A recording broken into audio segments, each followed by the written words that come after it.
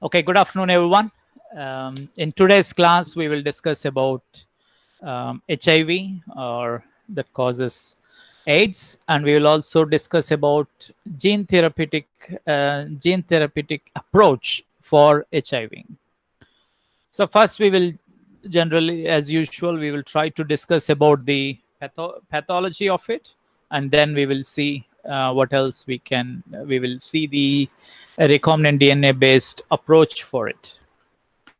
So while I'm trying to take this as an example for HIV, you could also imagine the similar style of approach to any kind of disease. The first thing is we need to know the biology of it, then try to know the molecular mechanisms and how the body responds to it, or what kinds of pathology manifests in the patient, and then try to see all the possible areas through which we can intervene, right? So let's start. HIV is a RNA virus. It's an enveloped virus, and it has single-stranded RNA as its genome, and there are several proteins on that are on the envelope, and one of the are also internal. Two of the important ones are reverse transcriptase, and there is another protein that is P32 that is integrase. And there are several other proteins that are taken up or picked up from the patient, from the previous patient, like MHC molecules and so on.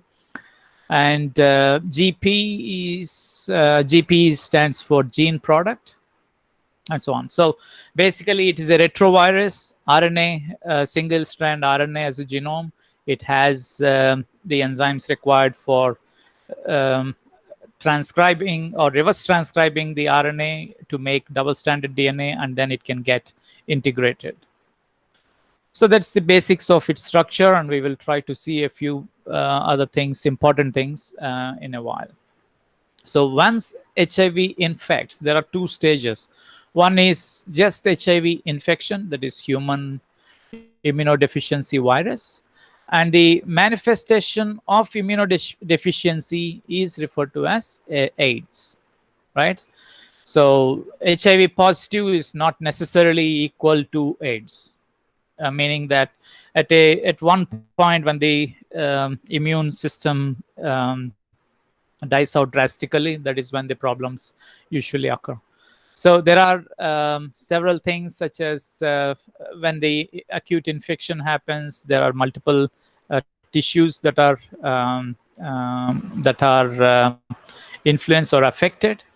But when the syndrome, that is acquired immunodeficiency syndrome, occurs, then you usually end up having a lot of tumors, lungs, and pneumonia is a most common one, because there is no more, because HIV cells infect CD4 T cells, which are important for immune function.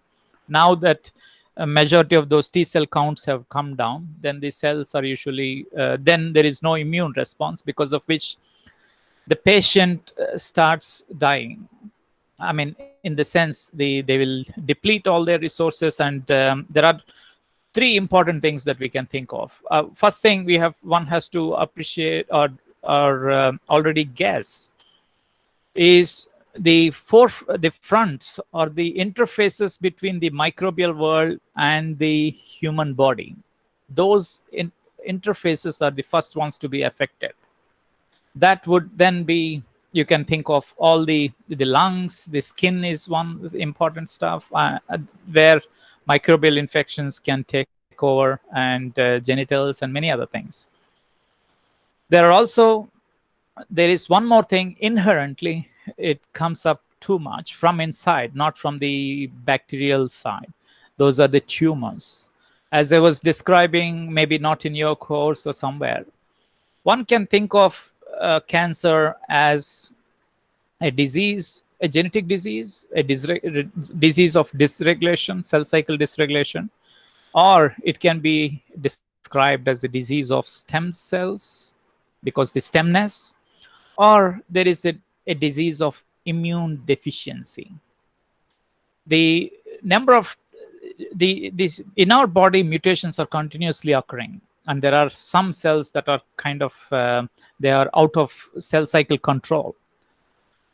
The immune system usually cleans up those kinds of cells, and if our immune system goes down by any reason, that is when the tumors actually those cells that have got mutated, they will survive and form tumors. So that is one of the reasons why we see tumors usually manifest at a later stage of our lives.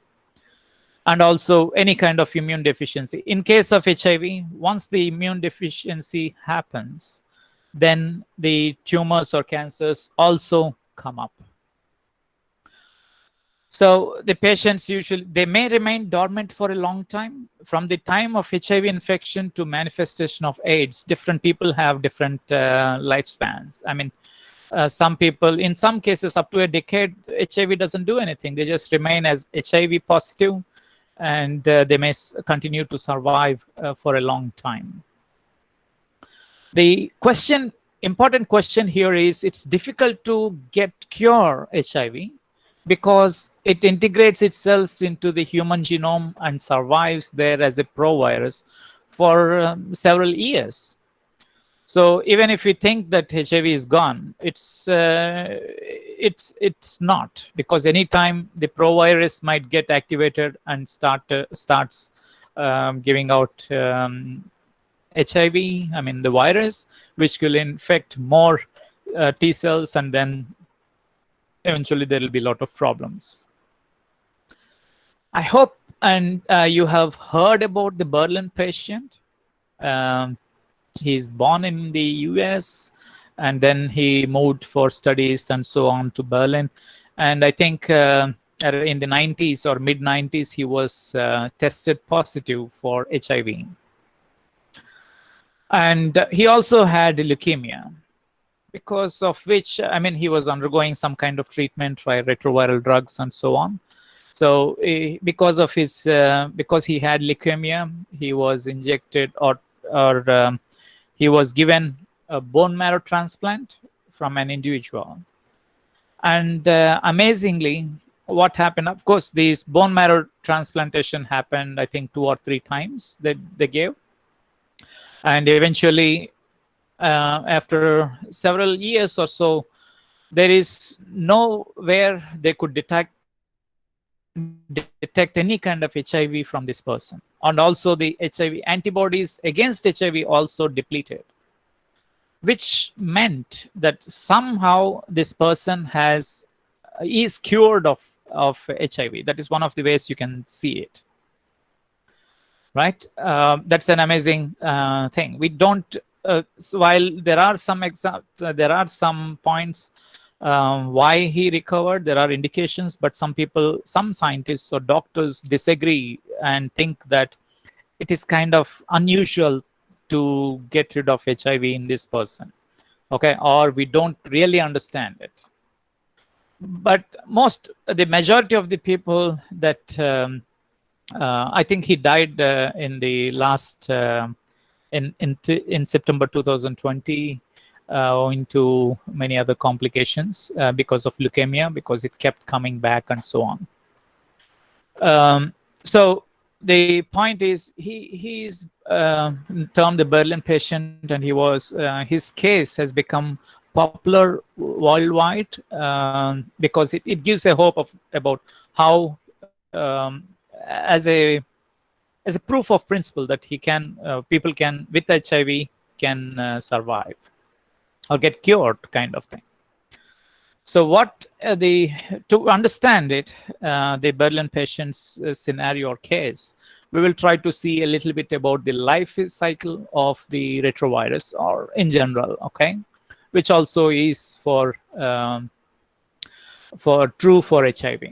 So retroviruses, they have several proteins on their envelopes, which usually bind to the one or more of the receptor cell types, and in HIV case, it is CD4 cells. We will see in the later slides. And once once taken up, the genome, the viral core, that is the RNA, is uncoating is done, and the reverse transcriptase that is already packaged into the HIV particles is um, taken up, is that reverse transcribes the RNA and makes a double-stranded DNA copy. That DNA is then um, transported into the nucleus, where with the help of integrase, the other gene, it gets incorporated into the host genomic DNA as a provirus. Okay, and it can be there dormant for a long time, or it might come up occasionally and cause several manifestations. So the same way, what may also happen is it could be the provirus could be transcribed and resulting in RNA genome, which could be transported out, and the gag proteins and envelope proteins are synthesized by by translating the viral ORFs, and then they are processed and make a small um, endosome like in our exosome like invagination into which the RNA particles along with reverse transcriptase, integrates, and several other proteins get packaged, and viral budding happens and release of new viral particles happen. So this is a um, general way of how retroviruses usually cycle within the cells and producing more copies, and that's how they propagate. Then what we it is the same thing for HIV, so I will skip this one. Okay, what is, if we want to prevent the what happened in the, we will just see the molecular mechanisms of how infection happens, right, in the cells, how HIV enters into the cell. So it is CD4. It is specific for CD4 T cells. This is the cell receptor that is present on one type of CD cells, one types of T cells, and that CD4 is also associated with a chemokine receptor. These two together are interacted upon with the GP120 and GP41 of HIV. GP is for gene product. And upon this interaction, there are also other proteins called as CCR5 that are involved, which is the chemokine receptor and so on. So HIV GP120 binds to T4 T cells, CD4 T cells. And then there is a conformational change because of which the activated the GP41 fusion protein, they fuse with the cell membrane, and eventually the envelope of the HIV virus fuses with the cell membrane of CD4 cells. Okay, so there are several components in this case. The components are CD120, GP120 and GP41 of HIV. Then we have CD4 of T cells, and there is CCR5 or CXCR4. So what happened in Berlin patient is something different. There is in Europe, certain populations have a mutation in CCR5. Because of CCR5, if CCR5 in that particular mutant variation, because of that, HIV was unable to fuse with the CD4 cells. Okay. So the Berlin patient, he was HIV positive, but he also had leukemia, because of which he has got transplantation from bone marrow transplantation from a person who had the mutant of CCR5. And now the T cells that are made from the implanted or the transplanted bone marrow are CCR5 mutants, because of which those T cells are resistant to infection by HIV. And that is why that guy, a Berlin patient, lived for so long, or he did not die because of HIV, but he died of recently of some other, I mean, I think it's leukemia. So this gives the hope. If that is true, that it is because of that receptor mutation that the Berlin patient survived, then it gives us indications about how one can approach HIV. All we need to do is we need to think of several ways. Please try to note down the points, and I couldn't write it on the slides now. So I will just go back a few slides to tell this. Where do you want to obstruct? If we want to treat um if we want to treat or cure HIV, one way is to destroy HIV. Okay, I'm just trying to have a brainstorming session with you. Brainstorming session is a session wherein you put all the possible ideas. No idea is considered stupid. No idea is considered bad. Brainstorming session, any idea is a good idea. That is the approach one should have. So we will try to think of it like that. So that we will come up with, we will be able to generate so many ideas, of which we can then filter out and weigh the benefits and costs and benefits of each idea, and then try to come up with 3 or 4 good solutions. So the point is, the deficiency is because of infection and production of more. The T cell, CD4 T cell, is going to die because of infection too. And these cells are going, the newly released viral particles are going to infect furthermore. Right? So the first idea is, somehow I want to destroy the HIV virus. That is one way of doing it. Second approach is, I want to block the entry of the virus into the cell. When I say I want to block it, I could have done something to the viral proteins like GP41 or GP120, or I could have done something to the receptors on the cells. Okay. The second approach would be to able to inhibit reverse transcriptase. If I can generate any kind of inhibitors that will stop or obstruct the function of reverse transcriptase, then that is a good strategy as well. And there is another problem is I could try to target integrase. That is also one of the ways one can try to do that. Then we can, again, the next problem is the cell is already infected. What if I can kill the cell, all the cells that are infected? If I kill all the cells that are infected, then the likelihood that there are HIV cells, HIV is going to be produced more in number, is going to go going to go zero, right? That is also a strategy. Kill all the infected cells. Immune system in our body works by that principle. Kill all the cells that are infected. That is how it works. It doesn't try to just eliminate the trouble and retain the cell.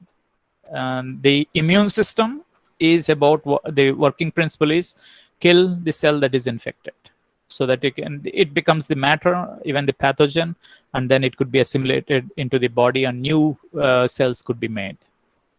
So that is another approach. There are also approaches where we could probably have some kind of inhibitors. The same Gag-Paul is about reverse transcriptase and so on. We could have if we know the factors that are allowing the formation of these new viral particles, I mean packaging and budding and so on, we could probably also use that as a strategy. I hope you see that when we say brainstorming and try out every kind of idea possible, we usually come up with many ideas. Okay, there will be problems, that is all different issue, but we can always try to uh, do that. Yes, we can also have antisense RNA against the viral genomes here and here. I forgot to mention that. That is another approach one could actually try as well. So, and the Berlin patient has given us a principle or a proof of concept, at least according to many scientists, that we could have a mutant. The problem when I say a mutant receptor, the receptor actually has a function in the body, and that is why it has been retained by the evolution, and that must have had some function, right? It is a chemokine receptor. If we don't know how to mutate it, and if we mutated it, and will it still be able to perform its natural function or not? Okay, so, and there are individuals naturally with some mutant variant, with a variant of CCR5, which because the individuals are normal and they're healthy and fine, that means that variant is still able to carry out its function, or it's at least not interfering in the function of it's able to carry out result in a normal healthy individual.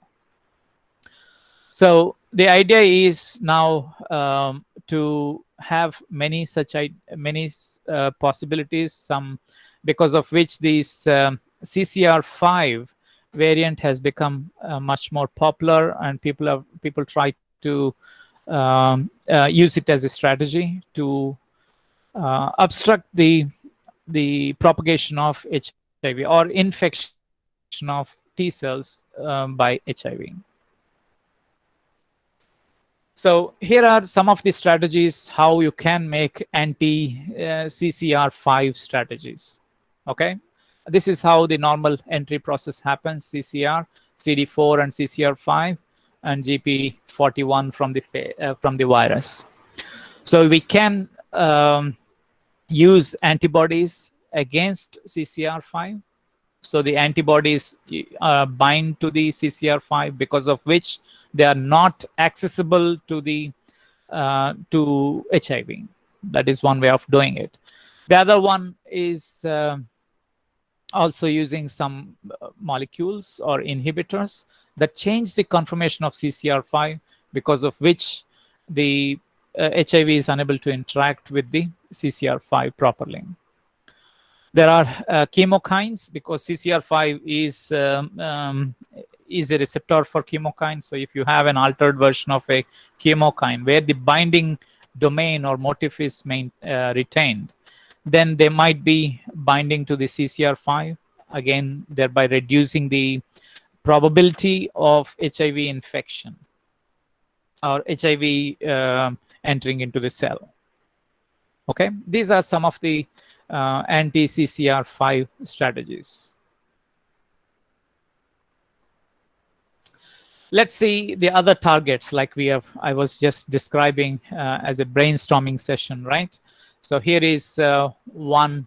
In all of these indicated, like we have tried to brainstorming session, all of these are binding. These are much more into smaller pieces, basically. The binding of the what you call that, the adhesion of the HIV to these targets is one. The opening or the release of RNA or uncoating of the viral particles is another part. Or the reverse transcription is one another stage.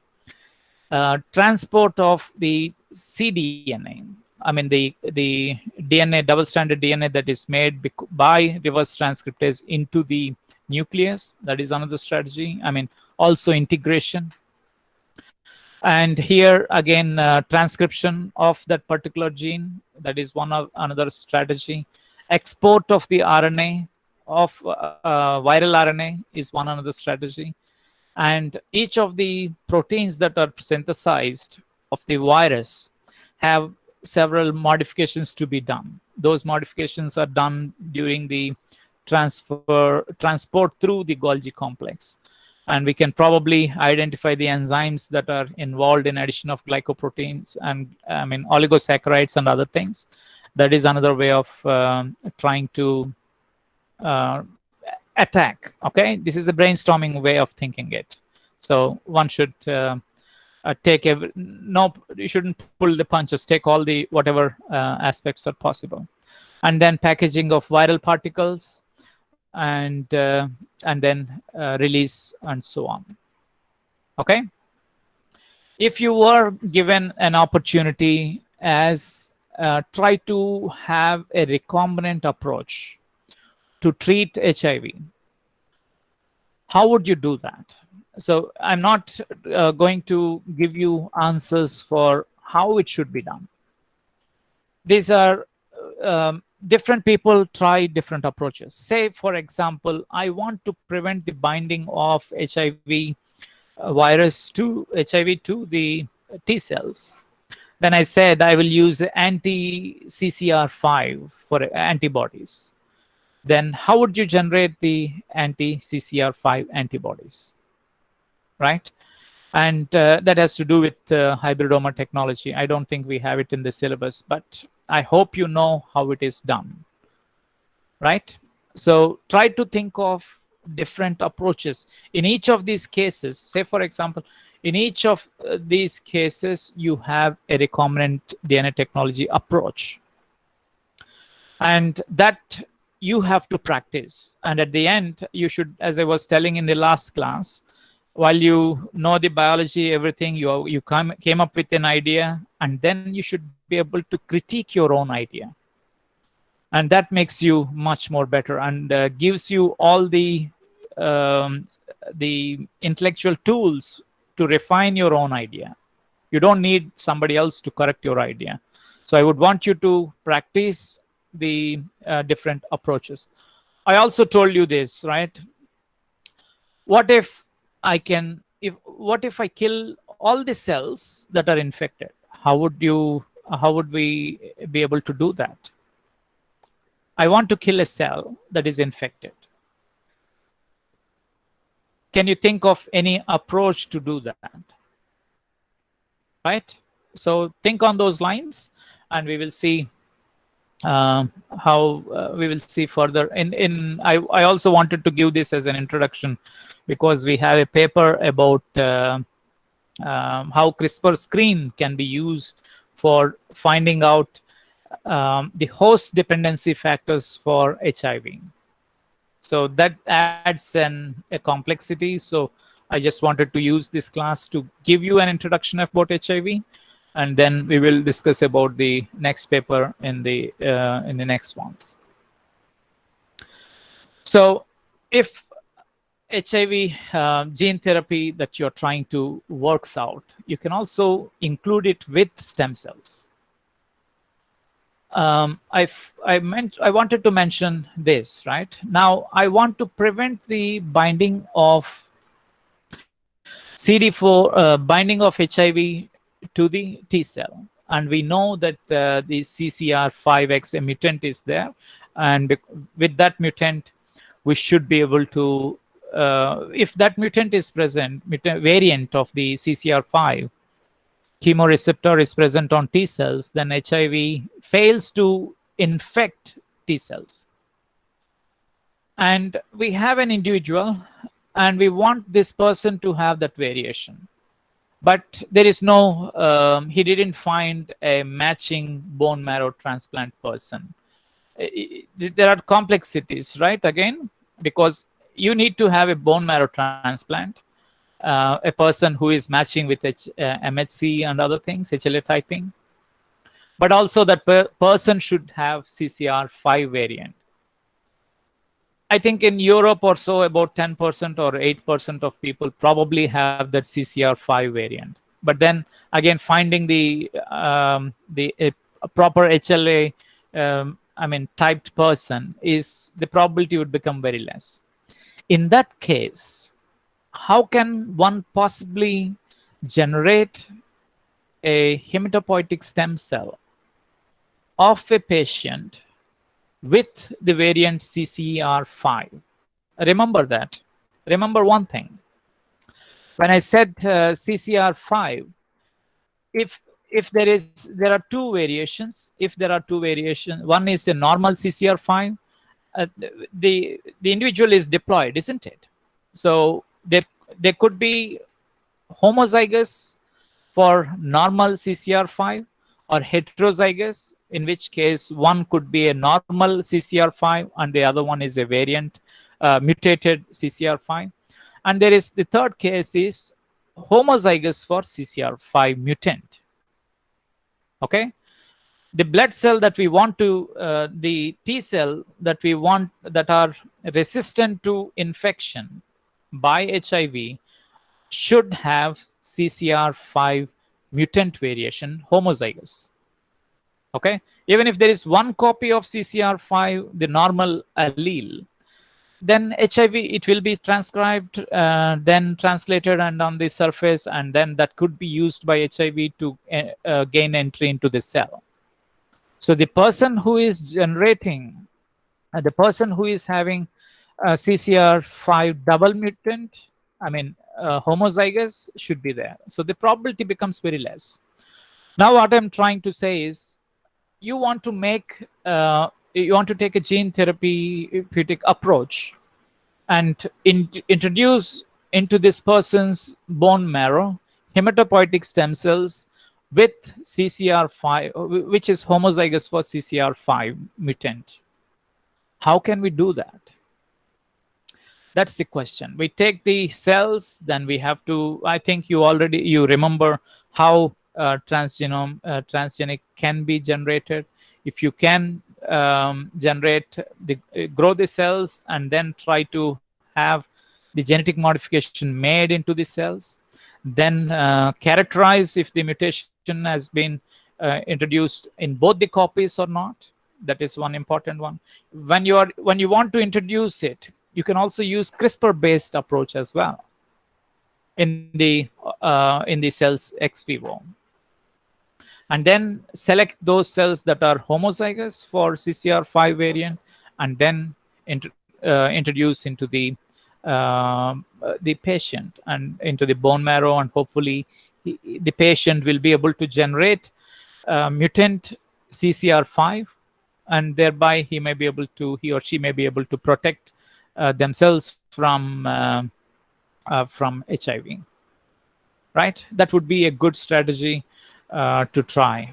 But one should try many other systems. Say, for example, I said that I want to have RNA interference-based approach, wherein I would make T cells, CD4 T cells, with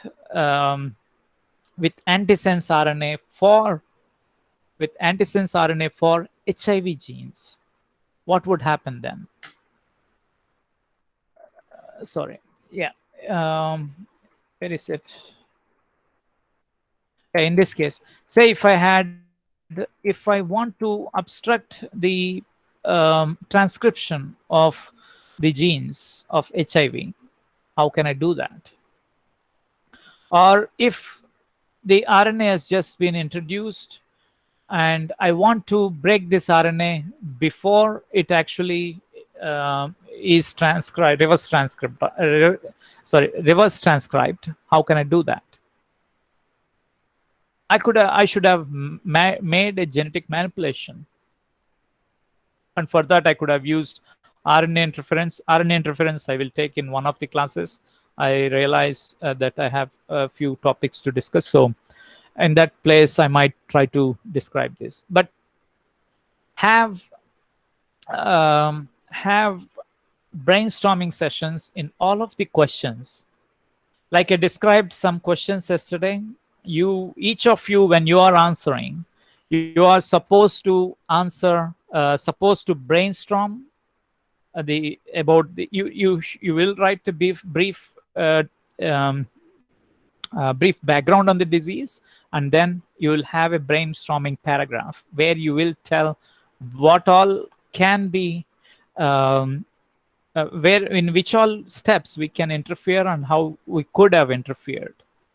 Okay, and then you will choose one or best strategy, and then you will continue with that your idea.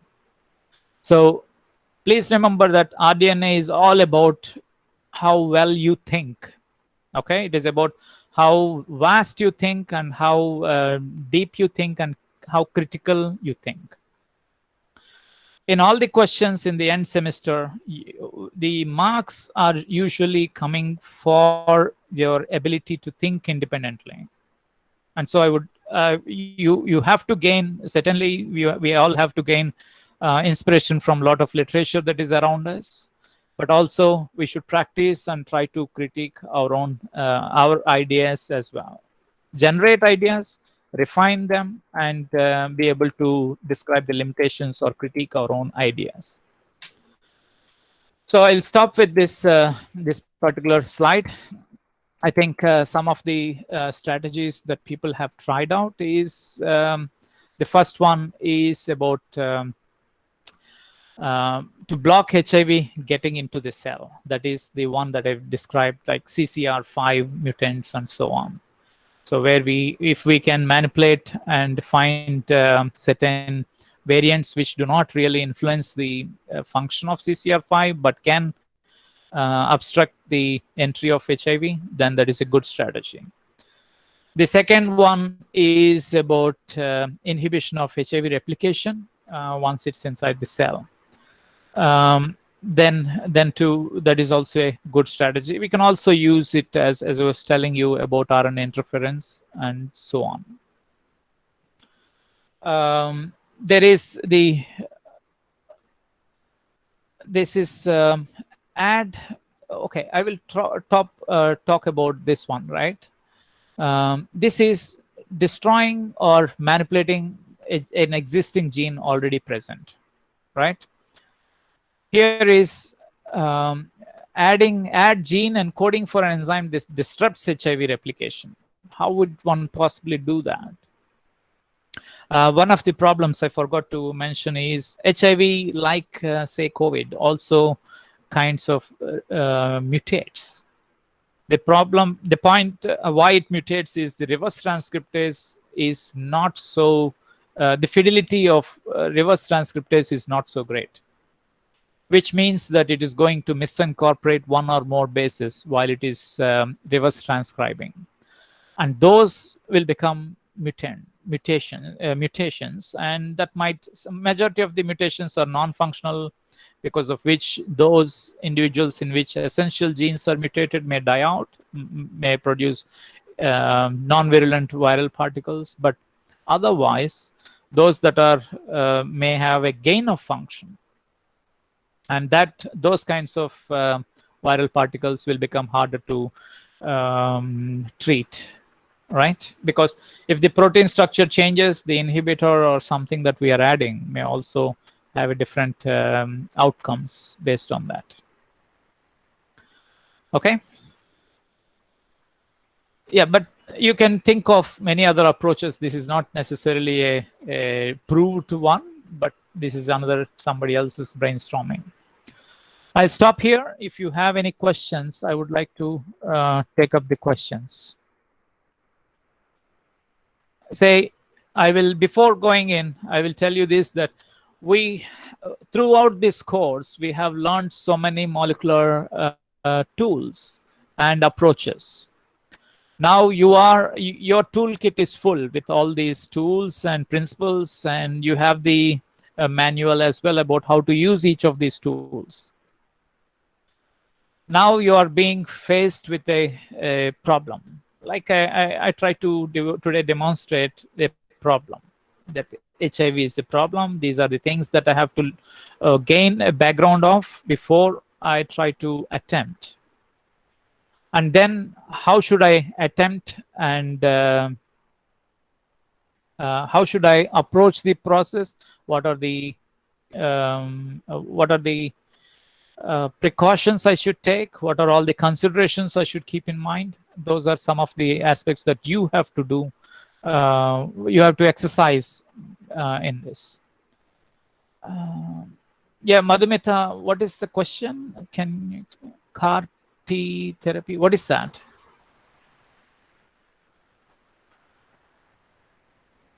Madhumita, can you retype? Is it a typo or is it something I don't know?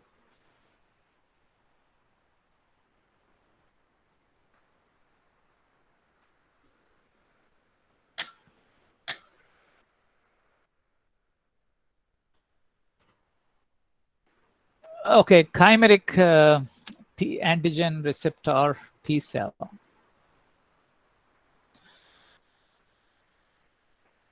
Are you talking about antigen? Sorry, antibody engineering like stuff? Um, no, I think I haven't heard about it, but it doesn't sound too.